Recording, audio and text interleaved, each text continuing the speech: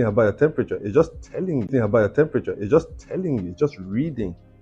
For your temperature to come down, you still have to see a doctor who has to, or a guide. I use it to be a gauge or a thermometer. Because what I just want to take is something that's not good for me. I may want to eat very fatty foods, or I may want to take very sweet things. And while they're never good for any foods, or I may want to take very sweet things. And while they're never good for anyone at their age, it's certainly not good for me at my age.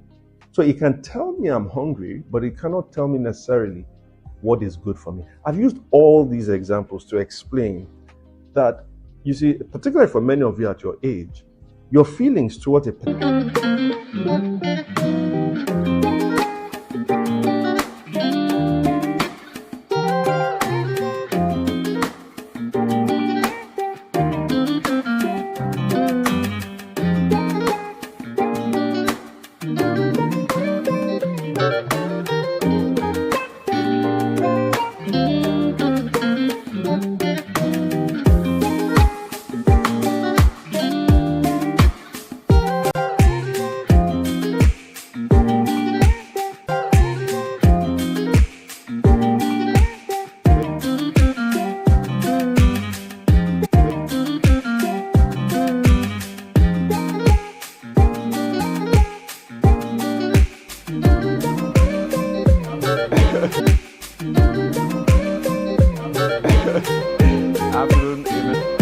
afternoon in a minute.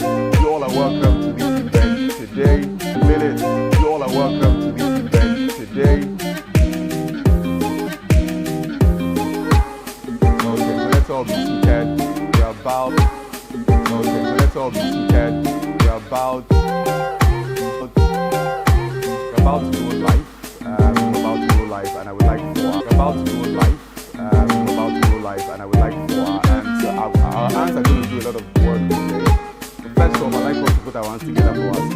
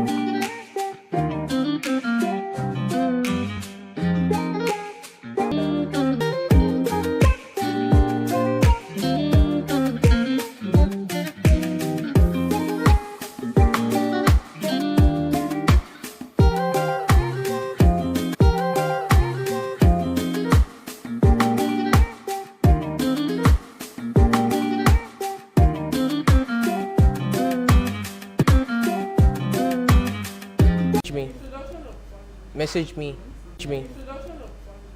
me, message me. I will project.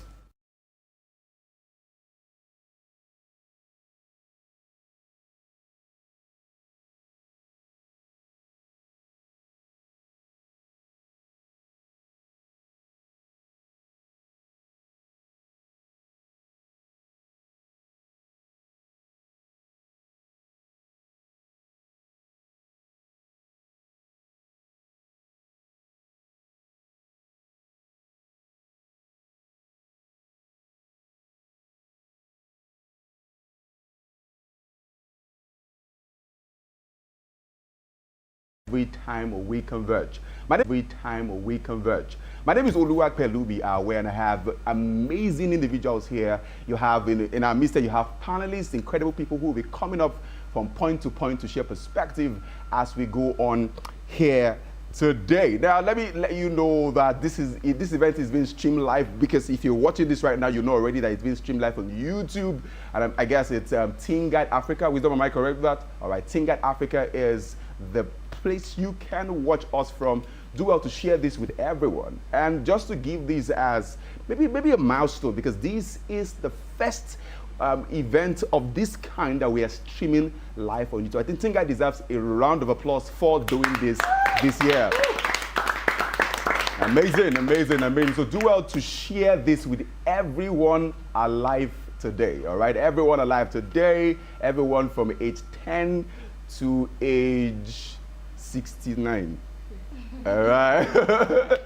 All right. So do well to share with everyone alive today, so that they can be a part of this conversation. And we'll be making use of the chat room there, the chat box there, to engage with you as you go on. So whatever you put down there will not go in vain. We're going to read it out at some point as we go on. Now, I know before now a video was played where you saw the things that Teen Guide has done so far so good. We've been around for a while, and our impact is felt everywhere. Everywhere we have students who have shared feedbacks and testimonies about the impact Teen Guide has had on their lives and their endeavors. Amazing, amazing stuff so far. Now, Teen Guide is a youth empowerment organization that is always, we jump at every opportunity to impact. We jump at every opportunity to equip young people with leadership and life skills. It's what we do. It's what we sold out to that assignment. So every single time we run towards a mission that has to do with impacting young people,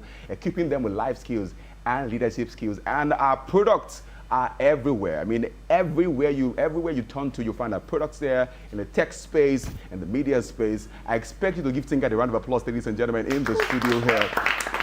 Everywhere, everywhere, everywhere. You'll find out you have Messi here. Messi, can you wave?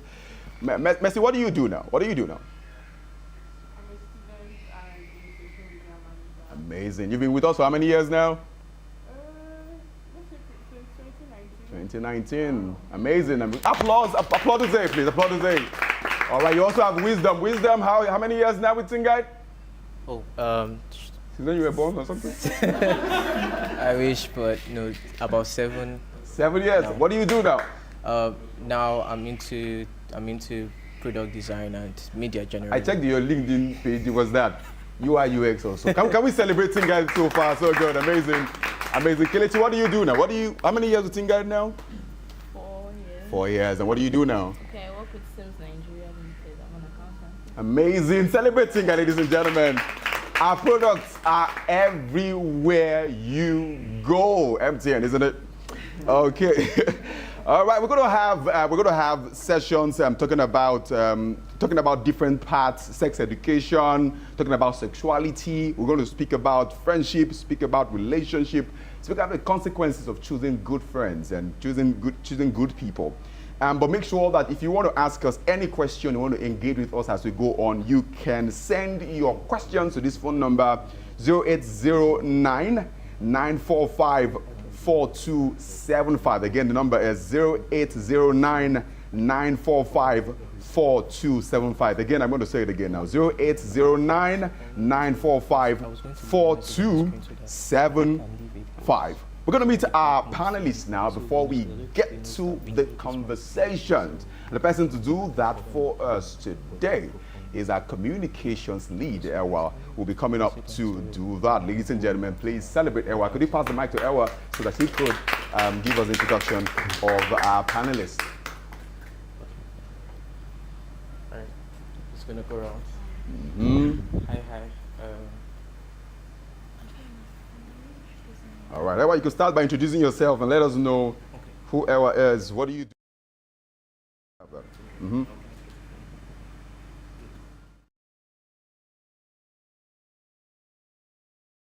Oluwa Anosike, and I'm the social media and comm specialist here at Teen Guide. Amazing.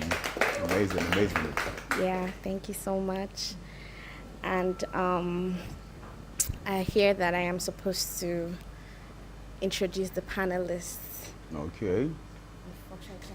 Okay, that's fine. Thank you very much, Ewa Olua. We appreciate your works, okay? If you've been seeing the post on our social media handle, it's been Ewa's work so far, so good.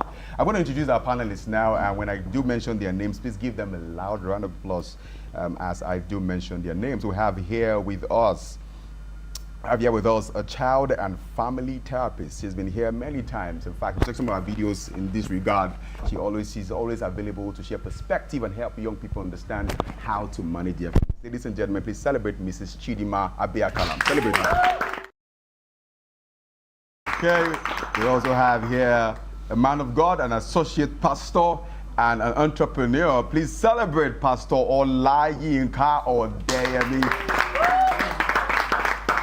Okay, we have here, ladies and gentlemen, a lawyer and a co-founder of an organization doing solid work, I must say, the Destiny Trust. Please celebrate Mr. Bimbola Odeyemi. Okay, and we have here with us, ladies and gentlemen, one woman that always shows up for Tinga every time we have an event. Please celebrate Mrs. Oluwalade here today. Thank you very, very much. So, having introduced our panelists, we will now move on to asking them questions. Two of them actually ask them a question and most likely get responses one after the other. Okay, now like I said already, that if you want to ask a question as we go on or drop your comments, you can send your questions to 0809-945-4275. And if you want to engage with us in our chat, you could do that right away. Now, first focus today is to talk about sex education and sexuality. I know we have people in here who have their jotter and their pen ready to document whatever is being said. And if you're here as well, you have a question you want to ask our panelists, be free to ask them. So I'm going to pass the mic to Mrs. Chidima here first. Please give the mic up. Yes. So ma'am, you're going to give us your perspective on what our attitude should be to sex education. When is it too early to start talking about sex? Let's go. Okay, thank you so much. So the word sex is a very broad word. Will I use the word unfortunately? When parents or adults hear of the word sex, the first thing that comes to mind is sexual intercourse. However, sex is beyond sexual intercourse. Sex is a wide, moves all the way from gender and boundaries and then sexual intercourse.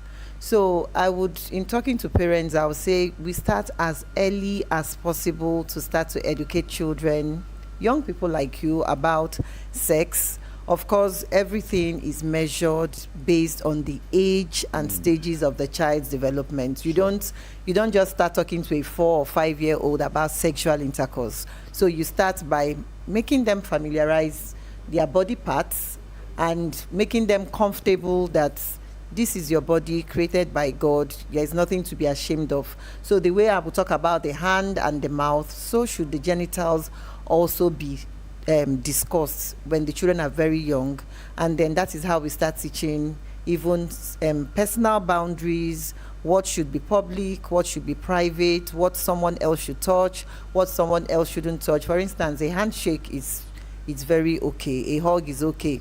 But then stuff like tickling a child is a tricky touch. So we start to educate the children there. And then as the child grows and develops in age and stage, if you notice, I keep using age and stage because for every child, the ages and stages, sometimes some children can be faster, some can be slower. But then we just keep looking at the age and the stage of every young person, and then you keep bringing in. So if you're asking when should we introduce sex education, as early as the child understands that my body is different from my mother's body or my father's body, and then we start that way. But as the child grows older and we prepare them, we do not wait for when the young person gets into a particular stage. I don't have to wait for my daughter to start developing breasts for me to tell her that when you get into puberty, this is going to happen. So you make those conversations and you make it comfortable. I noticed that when you say sex, everybody went like, exactly. So we start early to make these things very uncomfortable for young people, and it becomes an awkward conversation. So I'm actually happy we're having this conversation in a very healthy way. Thank you. Thank you very much. Thank you. So can we pass the mic to Mr. Abimbola? So I want to ask you the question, why is it that growing up it was difficult to talk about sex?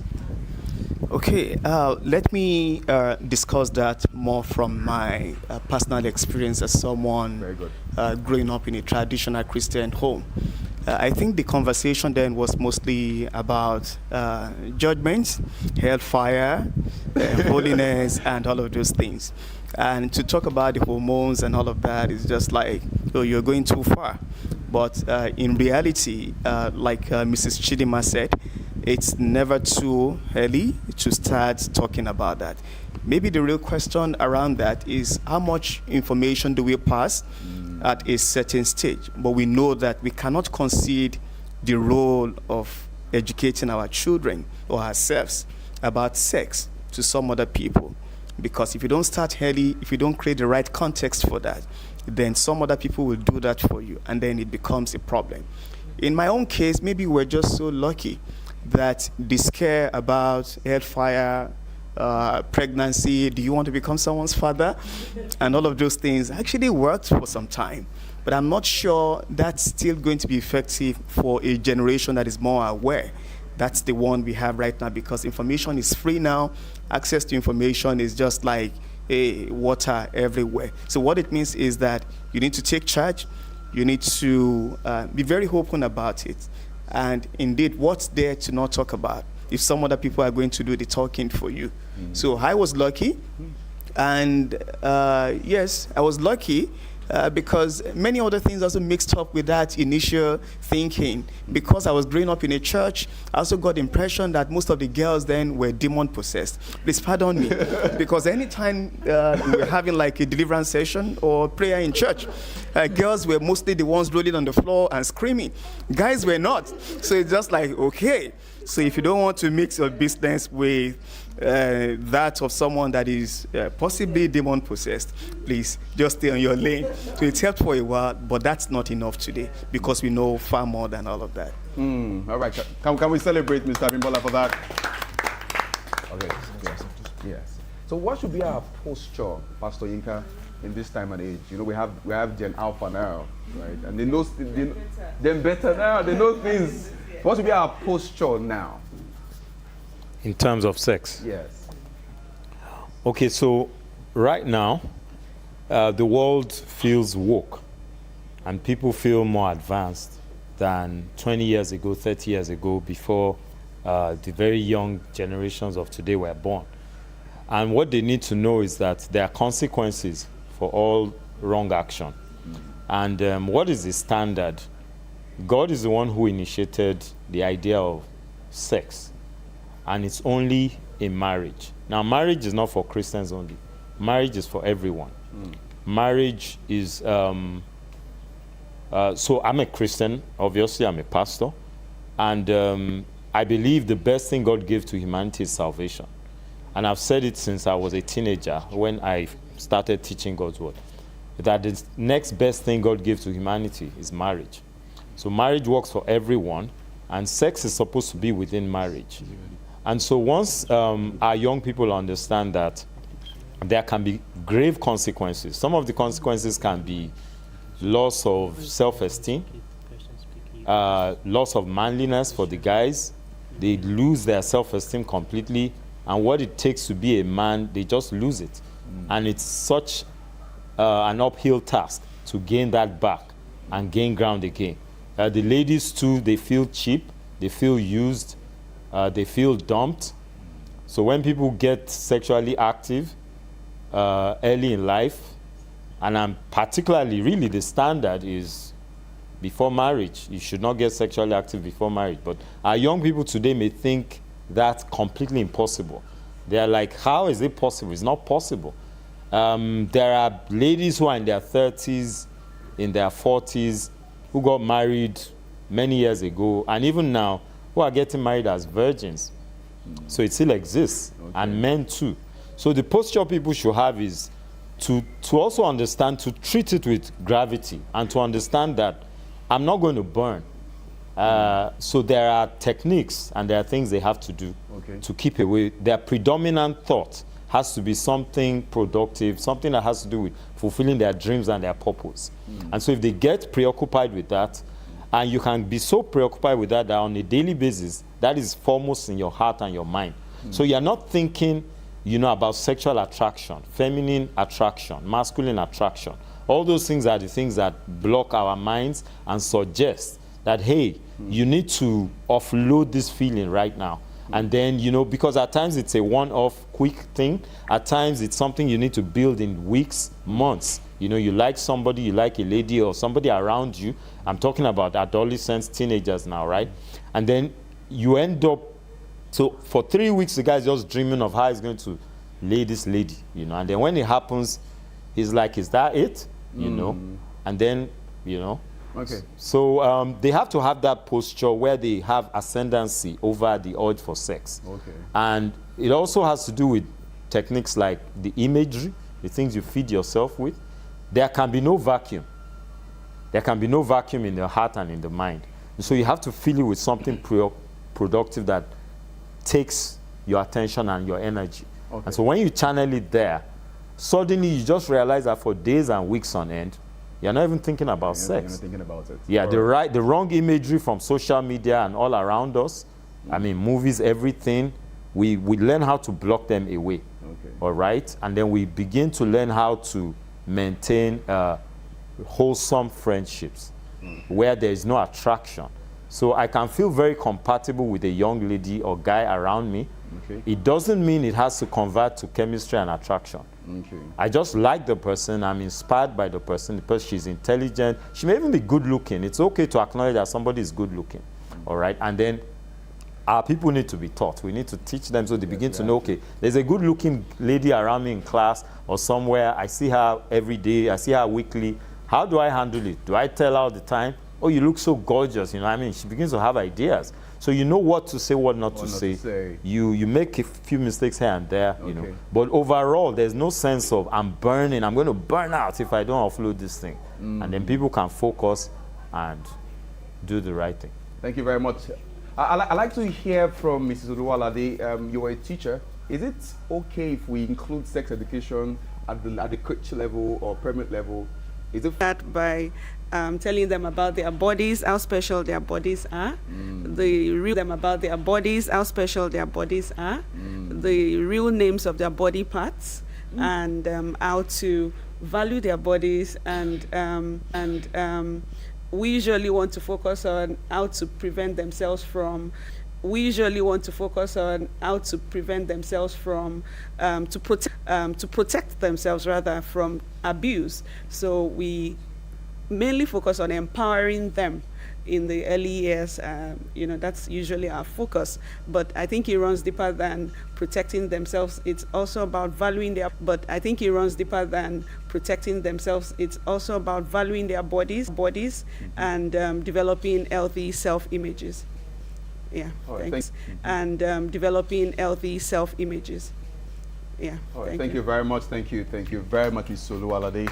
All right, that is an extreme, and people say to teenagers that, look, you can have safe sex, and that it really doesn't matter as long as you don't get pregnant. I happened to have gotten pregnant, but the consequences and ramifications of sexual behavior before you are old enough to understand consequences is something that I still grapple with every day. I'm the mother of a wonderful, wonderful 33-year-old today. And yes, hindsight, they say, is 2020. I can look back and be grateful to God that my story turned out well. But for every story like mine that turns out with someone who is able to go through the experience and to come through successful, there are 100 more who got pregnant, who got infected by sexually transmitted infections, who got into some trouble or the other because they were not able to pull through. And so when I speak with you today, I speak as someone who had to go through a lot, but who has come through much better. And what I am talking about is the responsibilities that come from a decision to become sexually active. That decision is one that can change your life because it includes your coming to a very vulnerable state with another human being. Even within the context of marriage, that is about the closest that two human beings can come to physically. And therefore, it represents an interaction that psychologists have now proven is deeper than the physical. Having said that, and I don't want to sound all technical, let me talk a little bit about my life. So I was quite a rebellious teenager. When I had my mind set on something, I did it irrespective. In fact, I think that the more people said, oh, you can't do that, or that's not correct, or, the more people challenged me, the more excited I got to try and push the boundaries. Today, I understand that to be that there are I don't yet, the part of my brain that controls logic and the understanding of consequences is not yet developed as a teenager. And so impulsive behavior is common and popular with teenagers. So at the time, I just did things. I feel like doing it. And look, I think I'll be fine through it. And so I did it. Also, there was a little bit of peer pressure. At the time, a lot of people around me were experimenting with sex. So it didn't seem to, in fact, I thought that I was the weird one and that, I was different because I was not participating in sexual behavior at the time. Anyhow, I decided that I was going to have sex. I did not understand the consequences and the responsibilities that it hoists on you. After that exchange, that situation or that exchange, I got pregnant. And then followed, first of all, the denial. First, like, no, it's not happening. No, there's nothing wrong with me. And then there's the societal management or mismanagement of a pregnant teenager. People just don't know what to do with you. So you're a teenager, as far as they're concerned, you're still a child, and they now have to deal with you and your child. And then my wonderful parents, who I am grateful for. I know that some families would say, oh, it was our daughter, your son did something to our daughter. But I am talking to the boys and the girls now. Teenage boys and girls. There's girls now. Teenage boys and girls. There's a responsibility on both sides. There's the bashfulness on the boy's side when he's done. He's not sure what to do. He's not sure about taking responsibility. And I'm not talking about anybody that got pregnant, though. I'm saying that even when there's just regular sexual activity, there are two extremes. There is the extreme of, yeah, well, everybody's doing it and I've done it as well and it's okay and it's no big deal. Don't come and start adding emotions to it. Then there's the extreme of, oh my goodness, what have I done? How am I going to take how am I going to take responsibility for this? How do I engage with this person going forward? So on both sides, teenagers kind of, they go in between both sides. And somewhere in between, I think there is a normal curve, which is that something has happened to my body. And depending on whether I gave permission willingly or I gave permission by coercion, which happens to a lot of girls, or I gave myself permission and I went all out, whichever the case may be, my body has now changed in a way that I cannot get it back any longer. And so this change in your body becomes psychological. It is worse if it's forceful. For example, sexual trauma such as rape. You may not be able to get the treatment that you need if there's sexually transmitted infection. And, people will tell you, oh, ma, please, there are condoms now. There were condoms in my time as well. The condom does not protect you from the psychological consequence of having sexual behavior. It may help to prevent certain sexually transmitted infections, but not all. Herpes, for example, it's not totally prevented by using the condom. So yeah, the condom exists, but the condom does not excuse the consequence of the fact that you've become one with another human being who may or may not even have any future ambition, as they used to say in my time. And so the responsibility for sexual behavior must be restricted to a time when the consequences of joining yourself with another human being is fully understood, the results or possible results are fully appreciated, and the ability to cope with either the results, intentional results, or the consequences of same is in the hands of one of the people who have taken the decision. I would like to also mention that when it comes to pregnancy, sexually transmitted infections, and all the negative consequences, most teenagers tell themselves, it won't be me, it won't happen to me. I must have told myself the same thing. Well, if it won't happen to you, then you need to take more responsibility for the sexual behavior that you participate in. You need to think about what you are doing. You need to ask yourself whether you're ready to do what you're doing. I can tell you for free, I wasn't ready. Even now, in my 50s, when I look back at the decisions some of the decisions I took in my 20s, I wonder, what was wrong with that girl, that 20-something-year-old? It does take a long time for us to understand the consequences of many, many of our choices. So you want to make a choice for the right thing. Don't make a choice for what everybody is doing. Make a choice for what you understand. When you understand it and you understand the consequences or the possible consequences of what you're doing, it becomes so much easier to take a decision. The truth is that you only truly understand the consequences of what you're doing when you're having sexual relationship within the context of marriage. So there's a contract, then there's the action. Any other person that has sex with you does not have a contract with you. They don't have any obligations, so to speak, to the relationship. Right now, as a therapist, I am meeting with quite a number of teenagers who thought, oh, he said he loved me, or she said I was her only love, or something like that. And we are listening to them every day, coming with the frustration of disappointment, of what they term to be betrayal. But you are all teenagers, and so you don't even understand what betrayal really means. You don't need to take yourself through that consequence or those challenges if you just wait. And so my advice to you today is, by all means possible, make sure that you understand the consequence of what you're participating in when you decide to join your body with another person's body in a way that you can never take it back again. Isn't that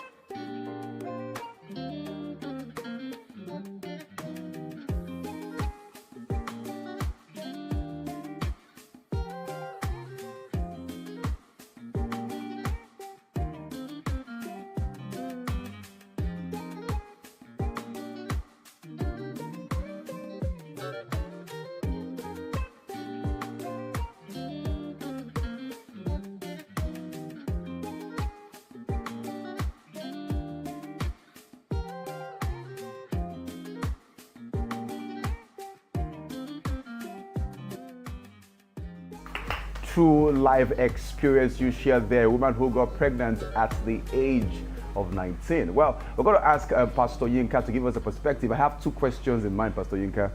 And the first question is very direct. Is sex sweet? Please give me the microphone. Is sex sweet, actually? Yes, it is. Okay. It's pleasurable. There's an experience that is like out of this world. Okay, the second question is, what is the weight of having it? The weight, the consequence. The other side of having it. The cost, the consequence. Yeah. Okay, so yeah, Itayo mentioned that. I kind of went ahead of myself, mentioned a bit in trying to give color to my first contribution. So the consequences, Itayo told us a lot about the physical consequences, the stigma from society, what you have to do. I mean, you can truncate your education and different things like that. But let me go to the other consequences, psychological. When sex was designed that 2 people who have sex together, there is an emotional commitment and buy-in. And you have that commitment and buy-in only in marriage. You cannot have it between 2 people who are not married to one another, to each other. And so in marriage, it's an endless ocean of pleasure. Because every time, when you talk about the emotional bank account, sex is regarded as a deduction. Because it takes a lot of mental energy as a wife or a husband to have sex. You have to plan it, you have to, different things. It's actually a deduction. While it is a positive thing, there are a lot of hormones that are running, and there's a lot of positive things happening in the human body, okay? It gives fulfillment, all right? But nonetheless,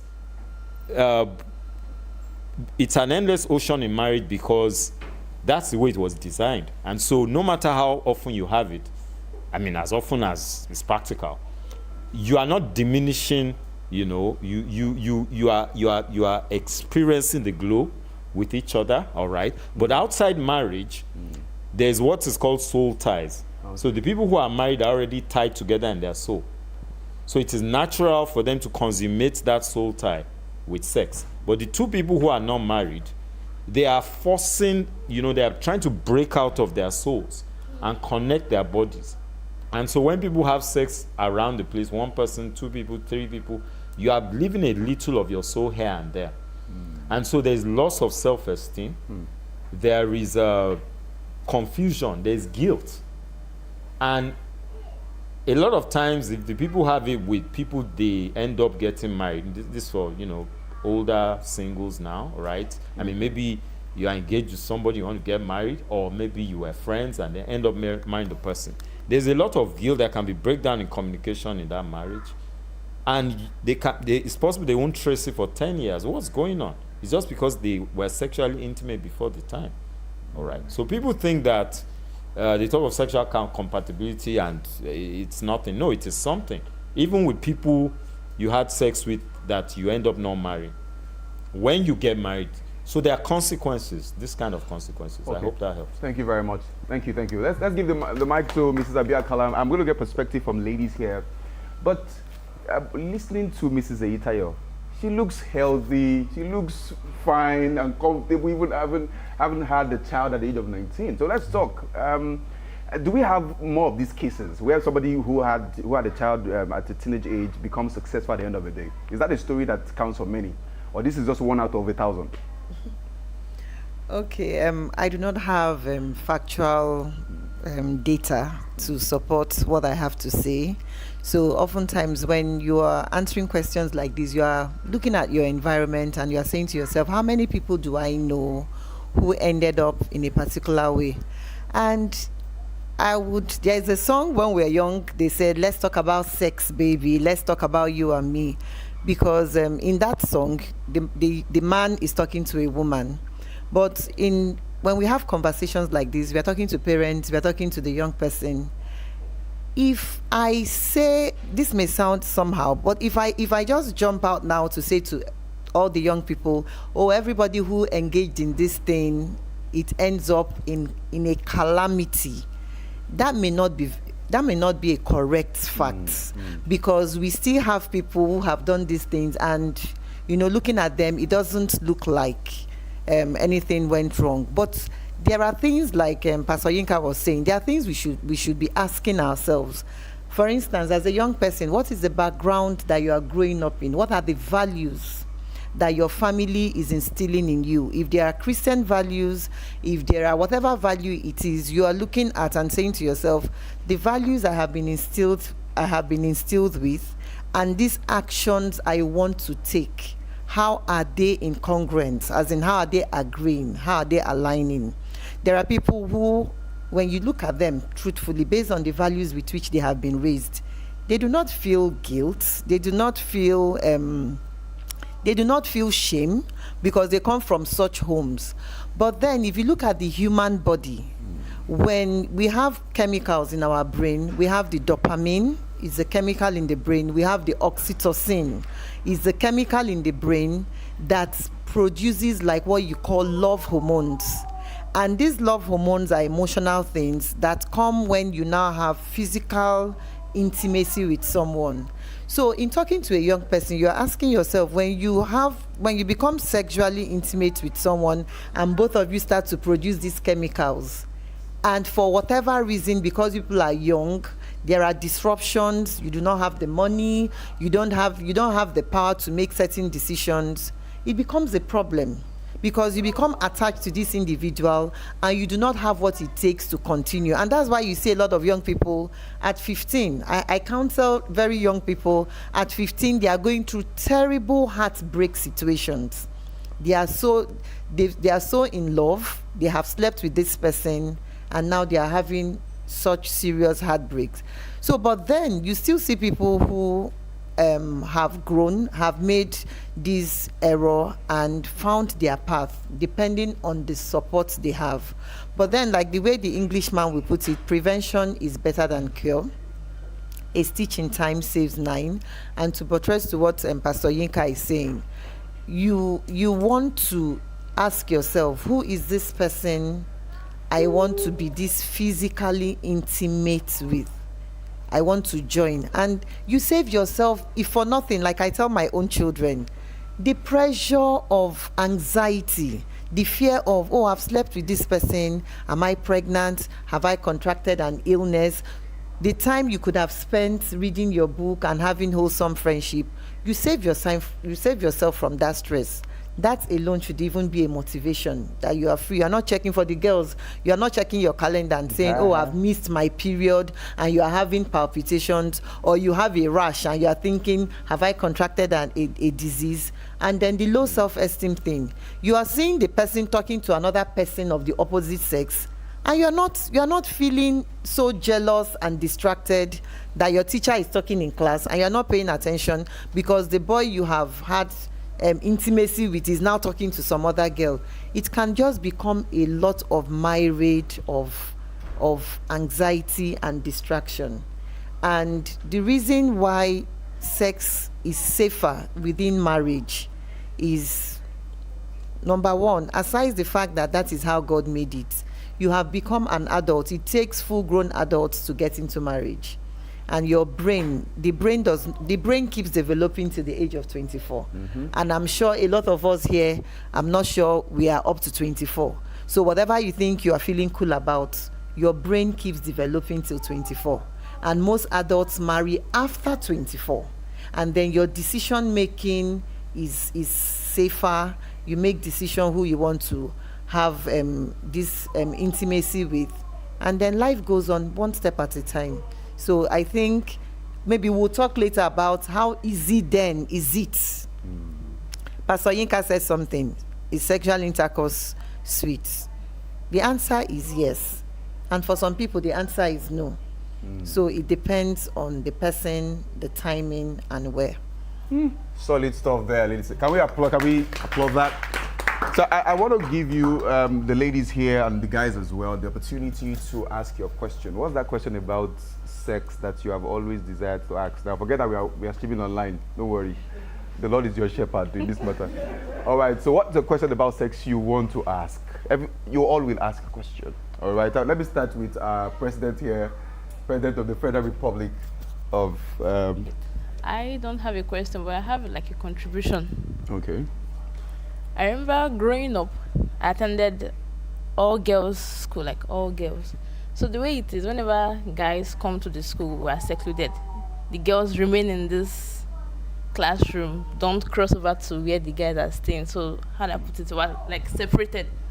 You don't have the opportunity to interact with guys. Guys don't have the opportunity to interact with you. What did they give you? I touched your bum. What was the answer? So like irritated, like it's weird, very weird. So whenever people come and say, "Oh, this is sounding," it irritates me.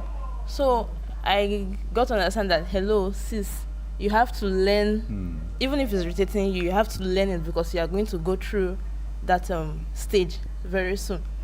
So also interacting with guys, let me put it that way. I'm the kind of person, it took me a whole lot of time before I was able to interact with guys. Okay. Like I was very scared. I don't know.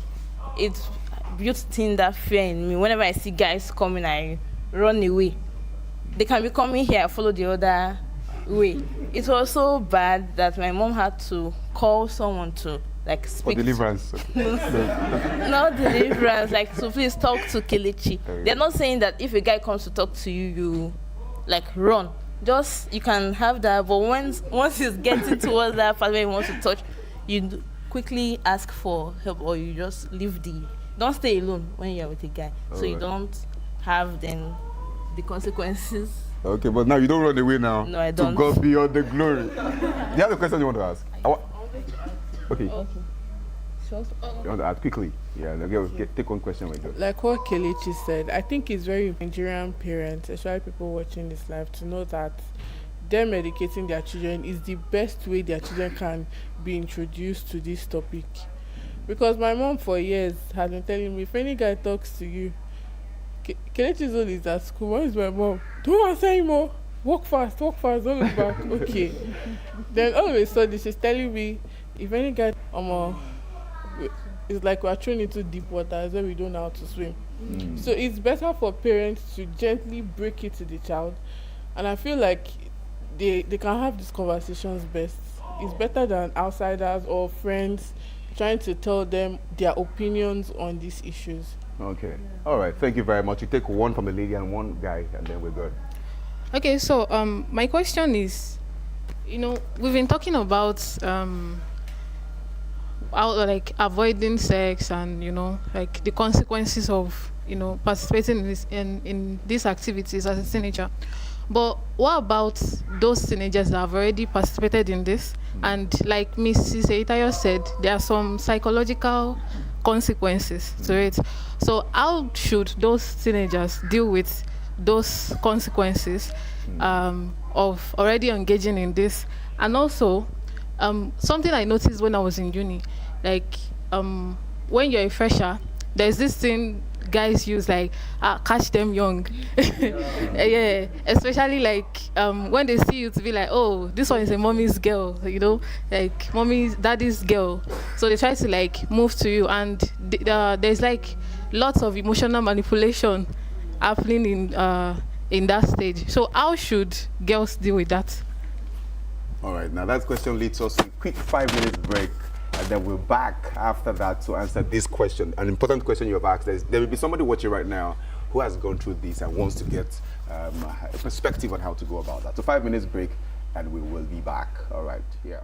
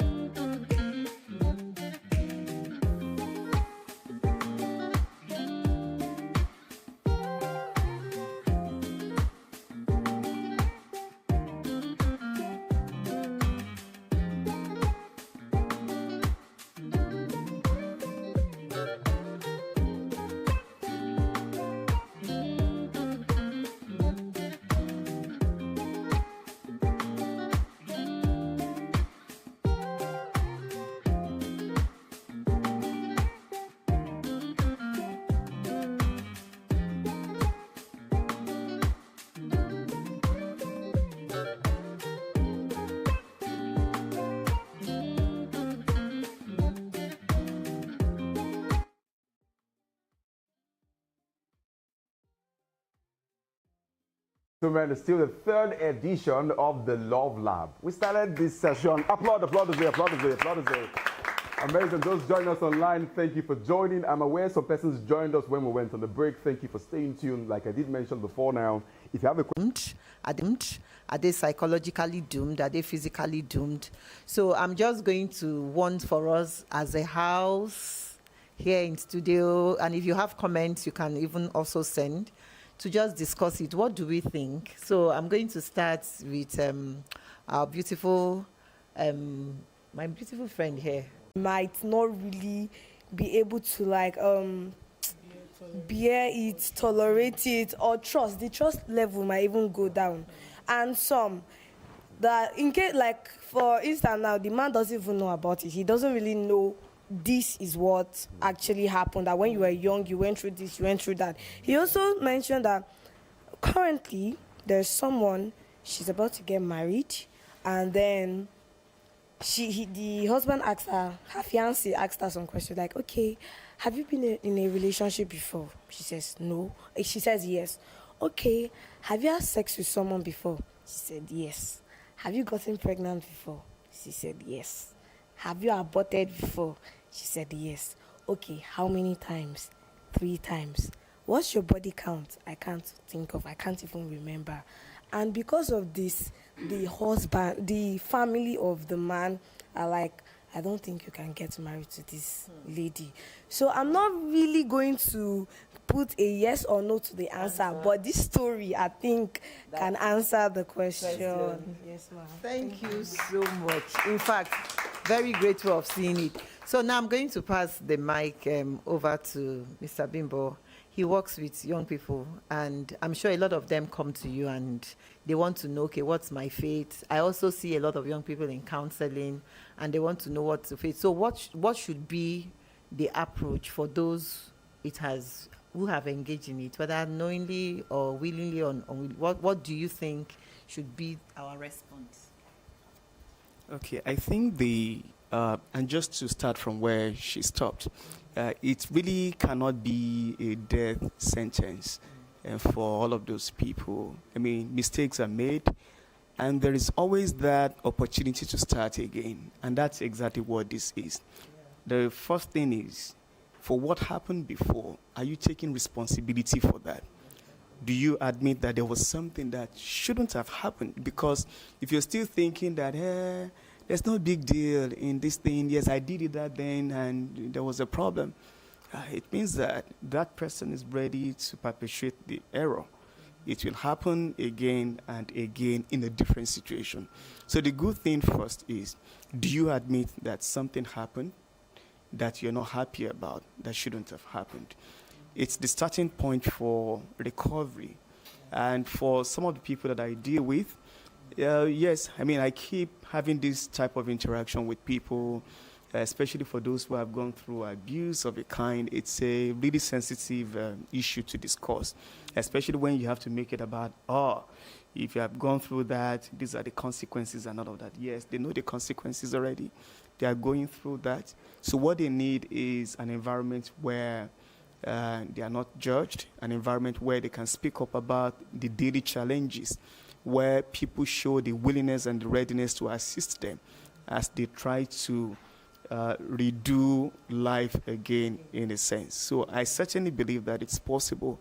Nobody needs to wallow in the error. If you understand that something was done that shouldn't have been done, then today is the best time to start all over again. And there is always healing one way or the other. Yes. I love the way you ended it. There is always healing. And for those of us who are here, or those who are watching, there is always the grace that comes with every new day. So you retrace your steps, you find out that, okay, I'm taking accountability for what I have done. And there is always healing. There is always that support if we seek it. But then we have to just know that if I'm wearing this dress and I tear it, I can stitch it, and or I can have a new one. So like Mr. Itayo told us, she has a 33-year-old, and all those things she went through, There were challenges she had to go through. They were not the same. Some people may not be pregnant. Some people may be living with HIV or whatever. But then when it has to do with pursuing your life in freshness, it's something you can also find. So Daniel is sitting beside me, and he just whispered to me that he's got a question. So Daniel, do you want? From the second is peer pressure and social media. Sex in Nigeria was not so widely spoken about. It has always been something kept under the carpet. But the influence of Western media, TikTok, made everybody realize, oh, it's fine to do this in your teenage years. Oh, it's fine to do this. If you're in a relationship, we love each other, then it's fine to do this. And gradually, it's becoming accepted as the norms. So it is normal that you feel like, oh, maybe most of your friends or acquaintances or people that are in your school or environment you are in are engaging in this every day, and you see them continue to live fine, as I put it, then you feel like, okay, this is the standard for showing your love to me, but that is not exactly true. And what was the first question you asked again? There is no, I remember this discussion we had last year concerning relationships. Should teenagers date? There is no exactly wrong or right age to start a relationship. The only answer to that is you should only start a relationship when you are mentally, emotionally, and financially capable of doing so. So that's my answer. Is it on the question? So I wanted the adults in the room, because this question, I'm sorry to say, this has nothing to do with like belittling the responses of young people. But then I would want the adults who are in the room, and of course, when I say adults, I mean like the panel, those in the panelists, to take a go at it, because it's a question that requires not just the knowledge of, oh, this is the time, but if they can even share practical reasons why this timing you have mentioned. So before I hand over the mic, I would want Pastor Yinka to say something on when is the best time to get into a relationship. Not necessarily have sexual intercourse, but get into a relationship if you love someone. Okay. Well, although I'd like us to hear what she has to say. All right. So the truth is, Mercy said it, but you want to make it more practical. As she said, there are certain things to focus on when you're a young person and you're single. And you may be better off in life if you put your energy into those things at first. So in secondary school, for example, we had what we called October Rush. I went to a boarding school, mixed, and October Rush. Auntie Kemi and I were in the same school. And she was popular. Anyway, and, you know. So, and I asked this lady out. I liked her. My family background informed me that such things was to be done with seriousness. So even though there was peer pressure, because it was an October Rush, a certain time, beginning of the session or something, and everybody just went, you know. And I was not even in final year then, maybe SS1 or something. Okay, what was that today? SS1. You know, so, and I really liked her. Now, what I want to say is that I could have married her. I could actually have married her.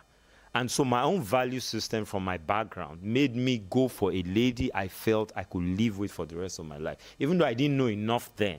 But, you know, I realized many years after when we were in university that, oh, I could actually have married her. And then in 2015, the whole set, you know, it was common in the country at that time. So we came together, BlackBerry then on WhatsApp, and then, you know, to Android and iPhones on WhatsApp, and boom, everything, you know, we all reconnected. And so me and her reconnected after so many years, and we talked. And I realized that the feeling was mutual, you know, and, you know, so we're saying the timing. So at that time, she cut off the relationship after a short period, maybe a year, I don't know, or less, you know. And I didn't really feel so bad, you know. But the truth is that at that time, we should just look at wholesome friendships. So I can like a lady. Let's try to, I'm talking to the young people now, let's try to like ladies or guys for their values, for who they are, how intelligent they are, not their physical appearance, not their body, not their physique, not their beauty or their looks. Because you may not just end up with that person. So you don't want to have unnecessary emotional commitments. You know, I love you. You don't even know whether you love the person or not.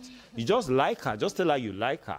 Like somebody said recently, I saw on social media last year or 2 years ago, said, everybody's your friend. No. And I agree. I said, don't say everybody's my friend. Because for me, friendship is a strong thing. So you can determine that this is just what I'm going to have. You put away peer pressure. You're not trying to impress people that, I have this girl, she's my girl. And then when you graduate and you go to university, just forget about her, like that. So you can concentrate on your studies. You can concentrate on being having your A game and in your academics and other things. You get to know her. You get to have a group of friends, a larger group of friends. People that share the same values, so they all know you, they respect you. This is Yinka's girl, and that is fine. But but after some time, you may. I mean, secondary school is really too early. I know it's hard for many young people to accept that today, but that's the truth. Even university. After some time in university, then you say, okay, I want to settle down. So you don't want a situation where you have dated 5-7 guys or ladies, and then after all that, you now ask yourself, okay, I want to find who I will marry. So if you can have the approach, that approach to marriage, a lot of times it will help you relax and say, I'm not going to date this girl. I'm just going to get to know her, be close to her, help her out. She'll help me out with this, that, and so on.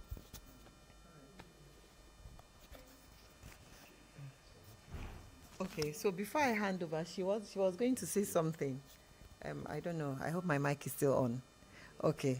Thank you so much, Pastor Yinka. And Mercy made a very, very strong point. She said financially, emotionally, and all of that. And great point.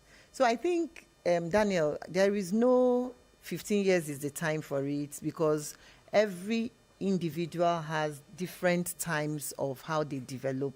And if you remember what I said earlier, it takes the human brain 24 years to fully get into the peak of development.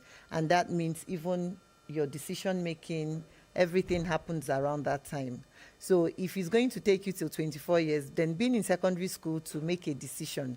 But that does not remove the fact that in terms of emotions, hormones, that you will feel something. It's very normal. In fact, research is showing now, based on all the transgender, asexual things, that if you are not even feeling anything for the opposite sex, then we should be concerned. But then, do you now have to act on it is a different thing. And if you look at relationships, it takes money. True or false? It takes money. Valentine is when? Next week. So if you have someone you are loving and you say to the person, I'm just young, I don't have anything. So why I don't be exactly. If you love me, I don't have anything. But it takes money. Any adult you ask, it's sweeter when there is money. If my husband gives me a ticket to go to Paris now, of course, what do you think I would feel? So it takes money. Then the emotions also. So for young people, distractions can be a problem. So if you are distracted, there is a girl you are liking that you may stop liking tomorrow, and then another person, and then another person, and it becomes a problem that can be distracting. Then to just link it to what Pastor Yinka said about wholesome friendships, I think we should now talk about friendships. So there is something I tell my children, some of them are no longer teenagers, and some teenagers. I want us to look at the metaphor of a buffet. If we had a buffet on that table and you had Chinese rice, jollof rice, fried rice, eforiro, whatever. Fluid. So you can be friends with different people with different personalities, but then your parents are still your parents. Because when things happen, like when bad things happen mostly, we always run back to our parents because, they're always there. Like, they have no choice. They are going nowhere. But friends can always run away and be like, oh, I know they. So, yeah, while it's important to have friends, you can't throw away your parents. It's just not logical. So it's important to have friends. Then it brings me to, okay, you want to say this, or I want to add something else. Okay, so what then, do we agree it's important to have wholesome friendships? Yes. So what then is a wholesome friendship? Because my friend can be a thief now, but I know he's good to me, just that he steals. So how do we see that? Because I've been around young people who say, I have friends who do these things, but they are good to me as a person. Just that they steal, they cheat in exam, they do drugs and stuff, but they are good to me. So what do we think? Do you still want to take a go at it, or I should pass the mic? Okay. You don't take a go at it. Yeah. So, having wholesome friends. I think there's one thing my dad told me growing up when it comes to friendship is, you don't throw people away because you never can tell who would help you on the ladder tomorrow. But learn to pick out the good from the bad. And it doesn't necessarily mean that while picking out the good from the bad, you shouldn't try to make an impact on the other side of the person. As much as friends have, well, I say not just impact, but they also share some kind of psychological value at times. There are times where your friends can impact your decision majorly. Yeah. And also your friends, you can impact your friends' decisions majorly. So one thing we should also look at is that wisdom is profitable to direct. Okay? So while wisdom comes in, this one here. I was just looking at wisdom. While wisdom comes in, it's also good to seek direction, to counsel with your friends. So there's one thing I also learned. Your parents are a very, very good source of counsel, a very, very good source, especially while growing into the stage of adulthood. When you become teenagers and you're growing, it's always good. In fact, it builds a stronger relationship with your parent, and it helps you know how to make decisions, because life is like a mat of decisions, and being able to balance it will make things not to fall apart. That's what I have to say. James. So James has made very good points, but I'm going to be picking things that we have said and asking questions around those things. So James says, if I understand him very well, see the good in your friends. So I want to know, are we saying that it doesn't matter the friend, no matter the friend, all our responsibility, the wisdom in it is for us to see the good in my friend. So if my friend cheats during the exam, but the good about that friend is that they share their lunch with me.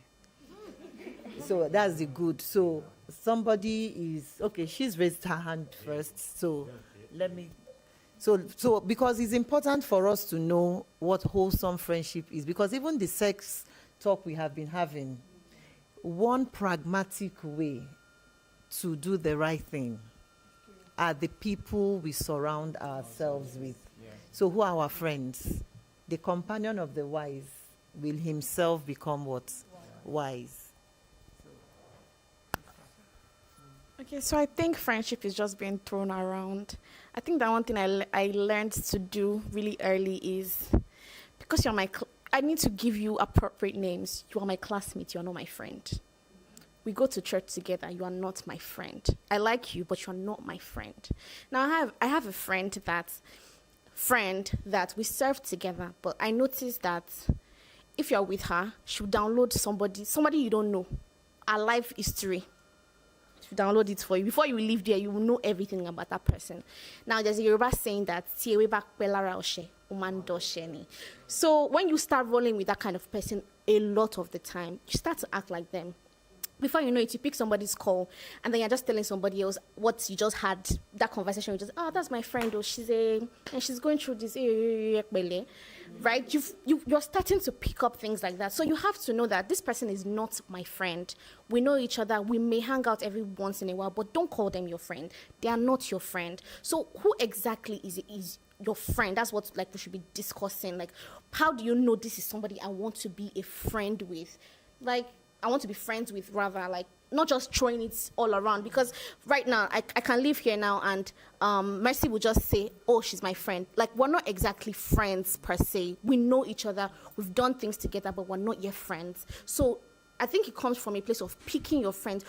How are you my friend? What have you done to be able to, for me to call you my friend? What have we gone through? How do you add to me, right? That's how you know who your friends are. And that's how you can now say, okay, this is a wholesome friendship.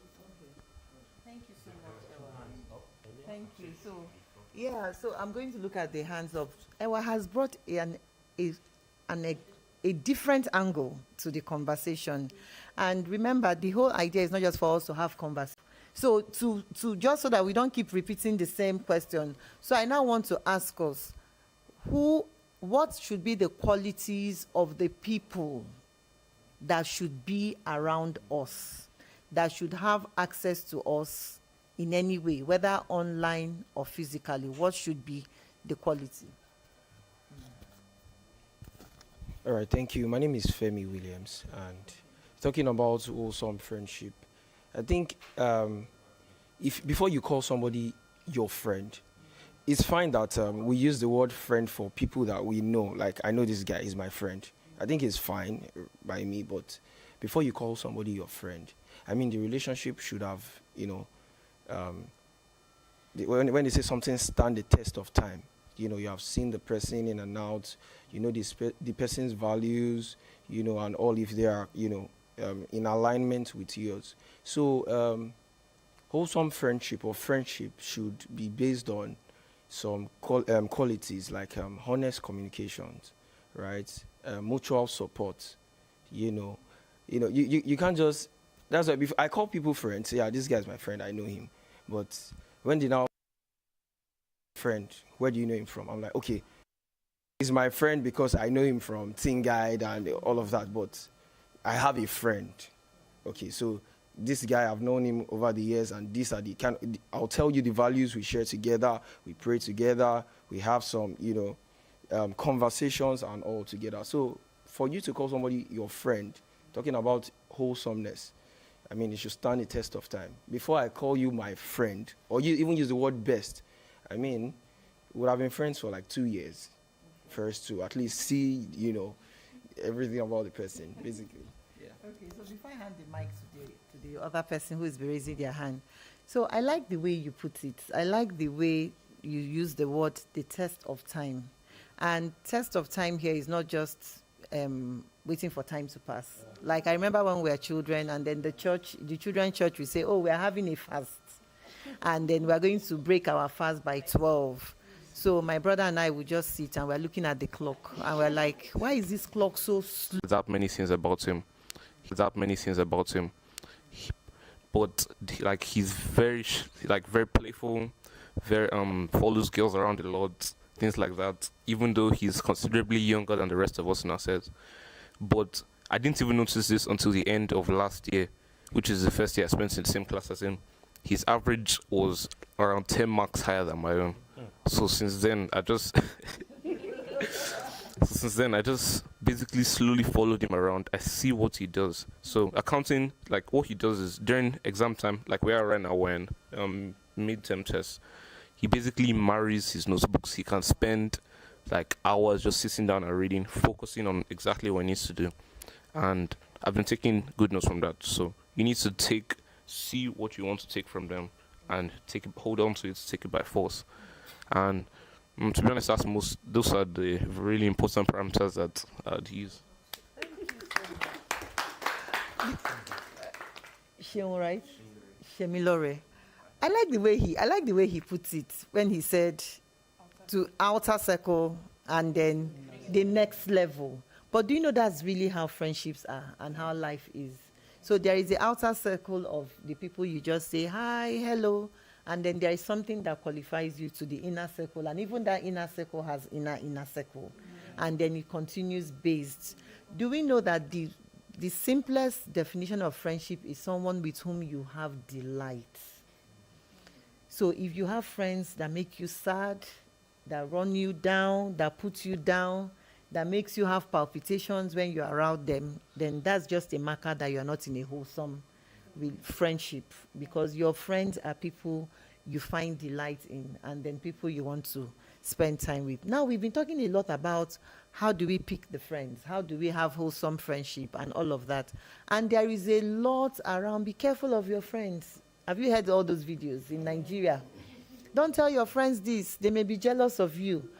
But nobody is saying to us, how can we be good friends? So we are always looking externally, as in, but before we go to that, I want Mr. Bimbo to say something around friendships and what we should be looking out for. All right, thank you. I think one thing we have repeated here is that friendship is value-driven. So you know what you're looking out for in your friend, and you also know who you are, because until you have defined your own self-identity in a good way, it's very dangerous for you to go and test run with all manners of friendship. I can say that based on personal experience. In the early years, I had all manners of friends that gave my mom sleepless nights.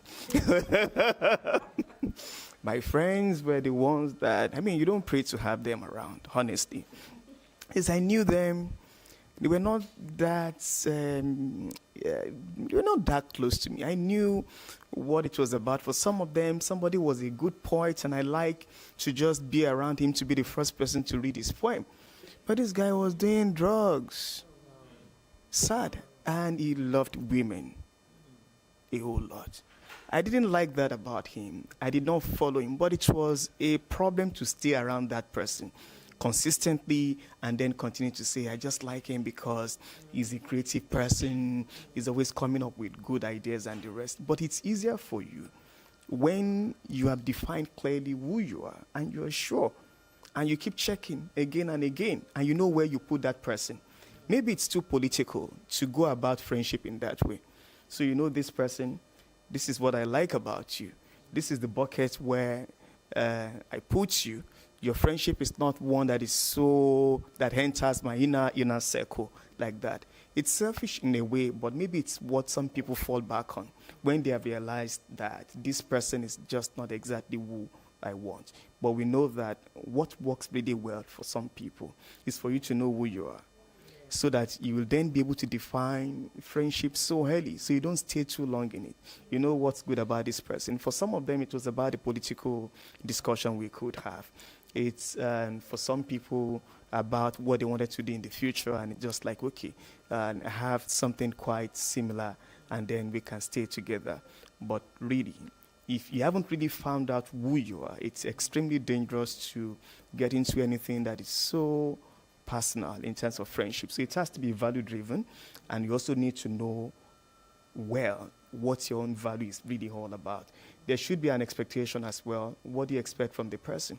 Because if you cannot answer the question of why you're always around somebody, then it's just like, so why are you there? Why is this person around you? What's good about the person? And for all the bad friends that you keep, you will pay for it later in life. So it's better to not go into that at all. You can find good people who have all of those things. Yes, so don't go my way at all in that. You can be better with good friends from the beginning, so you don't have to expend your currency unnecessarily when you go further in life. So just to add to what Mr. Bimbo has said, we are rounding off fast. So I discovered that when I have therapy sessions with a lot of young people, friendship is something that is so important to a lot of young people, true or false. In fact, I have counseled some girls, and the major reason for their depression is because they are not aligned with their friends.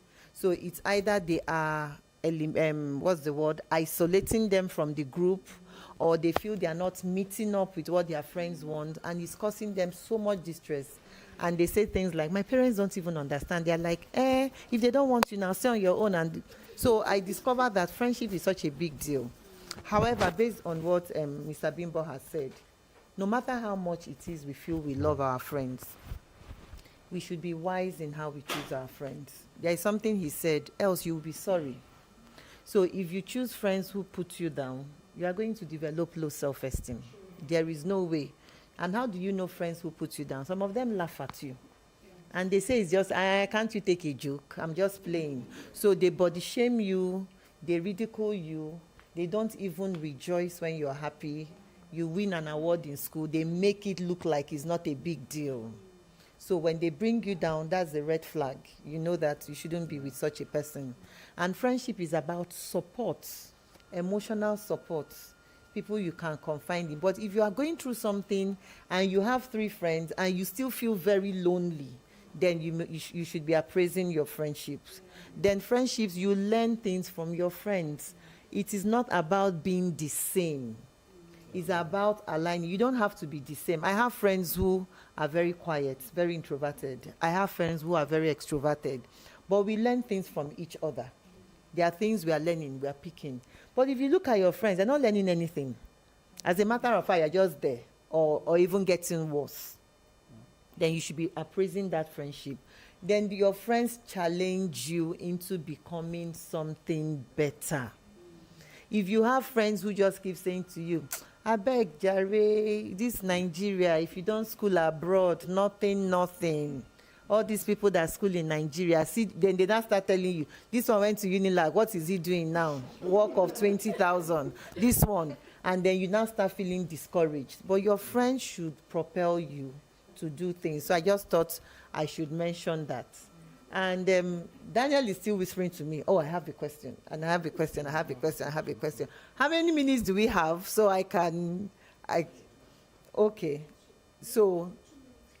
okay. So should I let Daniel ask his question? He's saying please, okay. All right, Daniel, quick one. Okay, yeah, this question is very important for us, the Gen Z, this generation. So I came to realize, because I like meeting friends, most especially online. So I came to realize that most friends are not allowed to go out of their house. Parents don't allow them to go out of their houses. And it's very bad.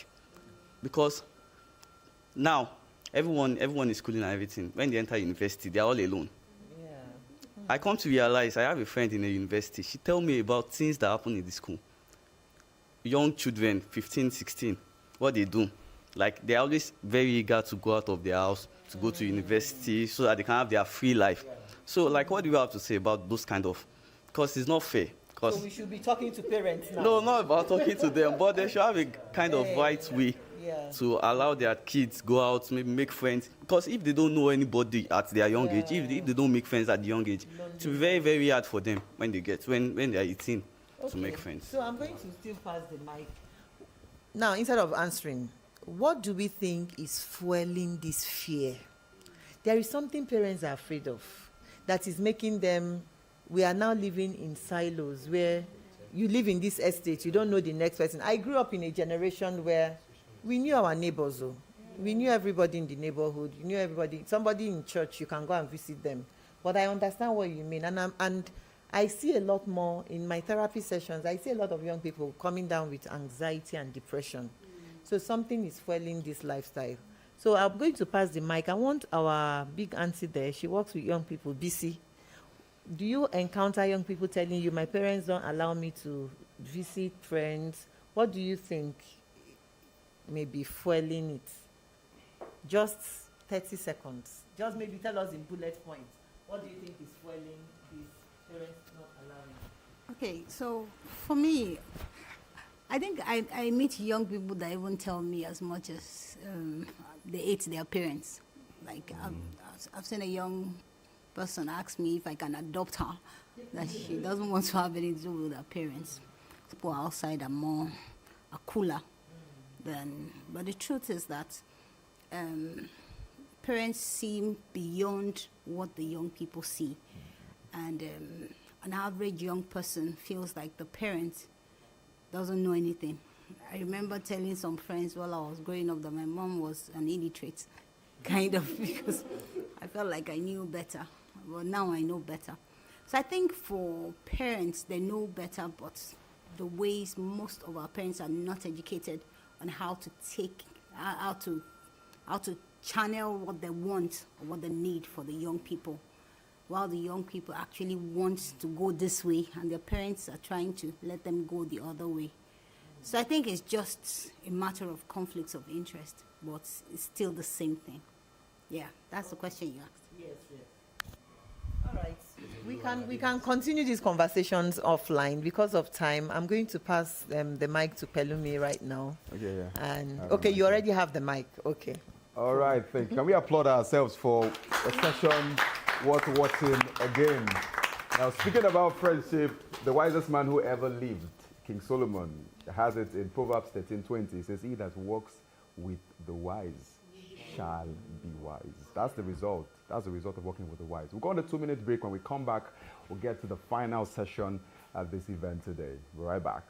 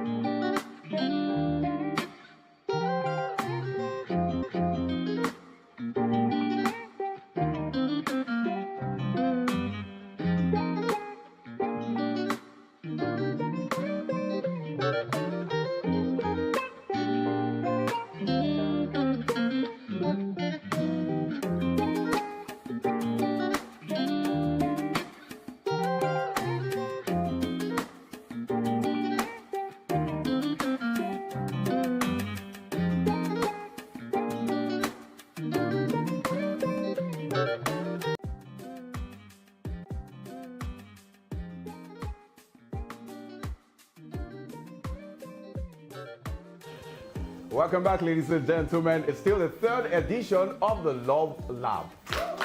An applause. Amazing, amazing. Solid conversation. With stronger images, more positive images, and also words that you hear, the things that you take in. There can't be a vacuum. So you fill yourself with that. You build a mechanism where you are preoccupied with positive things, your academics, building yourself, developing yourself personally, and all of these things.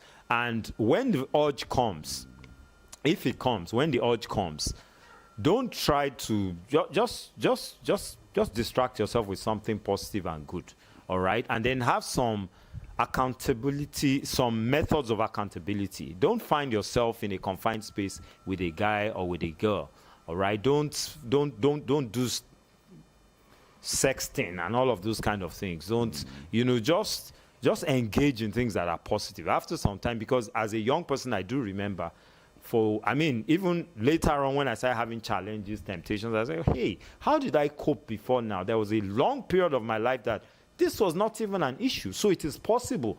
It's just that we get deceived to think that it is not possible. So all those times of victory in the past, you can look at it. What was I doing then? It is something that preoccupied you. All right? Good friendships, your academics, developing yourself. There are many things we can't say all of it right now. So let me start. Thank you very much. To feed your mind right. Solid points there. We're going to have Mrs. Oluwalade also give a perspective in 1 minute. All right, thank you very much. So the first thing, just like we said all day, define your values. What are your values? For me, while growing up, my values were based on my Christian experience. So that was what held me through secondary school and university. And I would say banish the fear of missing out. You are not going to miss out. Your own time will come. The right time will come, and it will be the right time. Everything will be perfect, and you'll be able to do things the right way. Thank you. Thank you very much. Banish the thoughts of missing out. Strong points there. Let's have Mr. Abimbola give us his perspective in 1 minute as we get close to the end of this event. Make sure you also subscribe to our channel as you watch this. Yes, let's have you. Okay, so first, admit your vulnerability. Don't overestimate your own strength. And then stay away from risky situations. Trying to be in a private place with someone you're attracted to, that's a problem. Yeah. And the second thing is to practice saying no. Be bold about it, like Mrs. Oluwalade said initially. There's nothing bad about saying no and letting people know that's what you stand for. They'll make jest of you. I remember a friend in the secondary school that used to make jest of me, a lady, or a girl rather back then. I'll call her Jane. Basically saying, oh, if they slash your veins now, it's not blood that will come out. It's sperm that will come out. Like, things like that, you don't want to hear it, right? But get used to that. And let it be no, no, and no all the time. And be comfortable with that. That is nothing bad in it. Solid, solid. Thank you very much. Now, while the camera is still there, let's give it to Sister BC to give us a perspective in 1 minute. Okay, so I don't know what to say again because they've said everything. But I think one thing I would want to capitalize on would be values. Majorly values. Just know your values. And the little or the people that you can count that has the same kind of values you have, follow them. And don't let them go. I have friends that we've been friends for over 30 years and we're still friends. Do you understand? Values, just hold on to that. Because in the Nigeria of today or the world of today, there are a lot of things that are not right that are right now, in quotes. Do you understand? But there are still some people that are standing because they know what it is to stand right. It's difficult, but yes. So one of the major things I would advise is that you follow your values. And that values has to be the right ones because some values could be wrong too. You understand? So hold on to your values and get people that stands the same thing, that want same thing that you want. Yeah, I think values, values, values. Thank you very much. And now let's have Mrs. Abia Kalam give us our final word to the young people watching this right now. Okay, so to the young people watching this, everything, okay, not everything, most things have been said about values. And one thing I want us to go back with is the mental picture of So do subscribe to this channel because we're going to be pulling out content every single time in this fashion so that you are